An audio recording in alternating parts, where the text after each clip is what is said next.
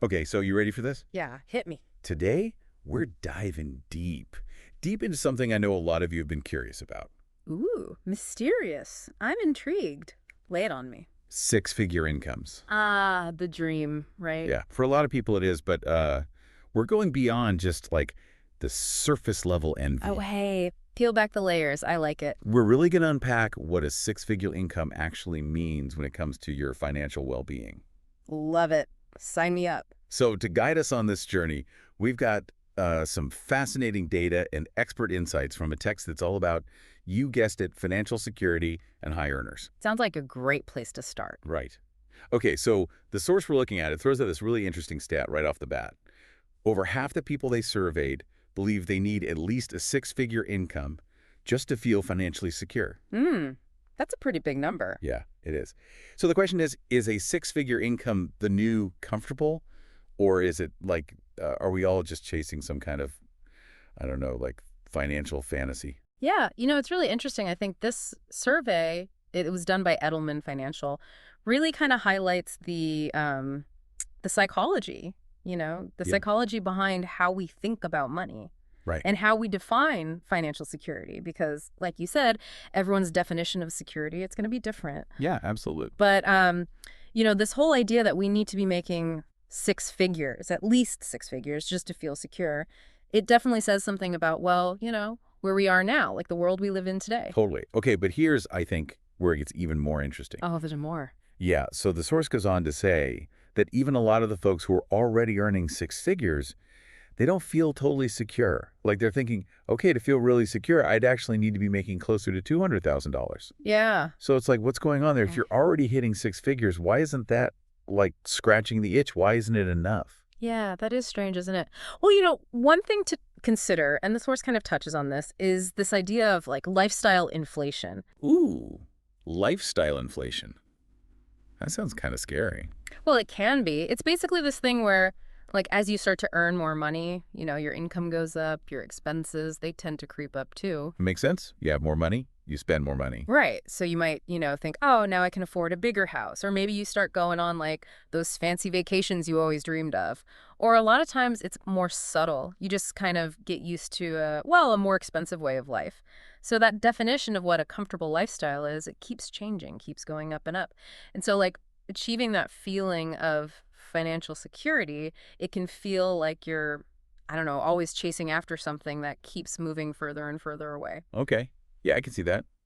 Like, I remember when I got my first, big girl promotion, suddenly I felt like, oh yeah, now I can finally get that fancy espresso machine I've been wanting. Exactly. It's easy to fall into that trap. Yeah, it is.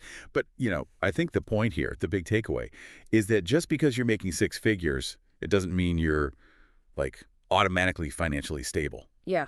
right? Like, Yeah. there's more to it. 100%. And, the source actually dives into some of the pitfalls that a lot of high earners fall into. Like, Hmm. you start making more money, guess what?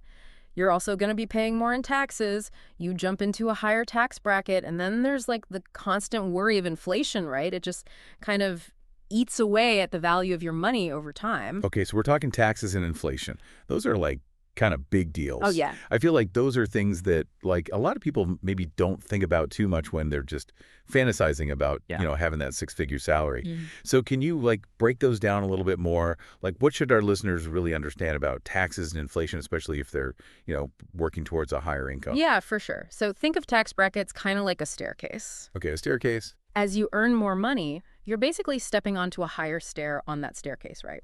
And each stair, it represents a higher tax rate. So the more you make, the higher percentage of your income you're going to owe in taxes. It's called a progressive tax system. Right, progressive. Okay. And then what about inflation? Inflation, that's a tricky one. It's like I don't know, like a sneaky thief or something, because it's slowly but surely decreasing the value of your money over time.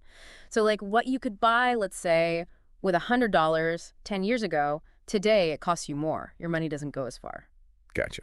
Okay, so the takeaway here is that even if you're making six figures, it doesn't mean you're, like, on easy street financially. You still got to be smart about your money, right? Absolutely. Being intentional with your finances, it's crucial no matter how much you're making.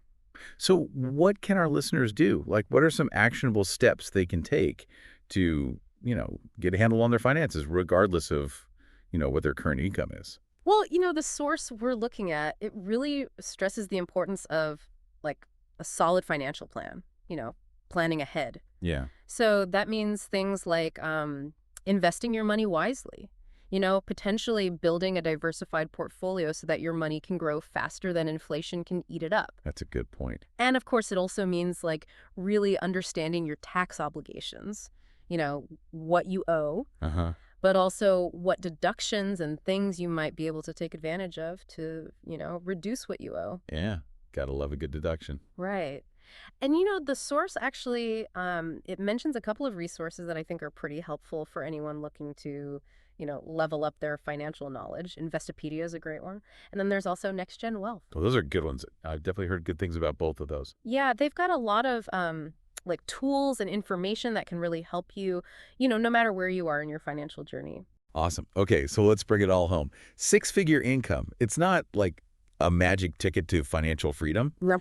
It's really about, making smart choices with your money, Right.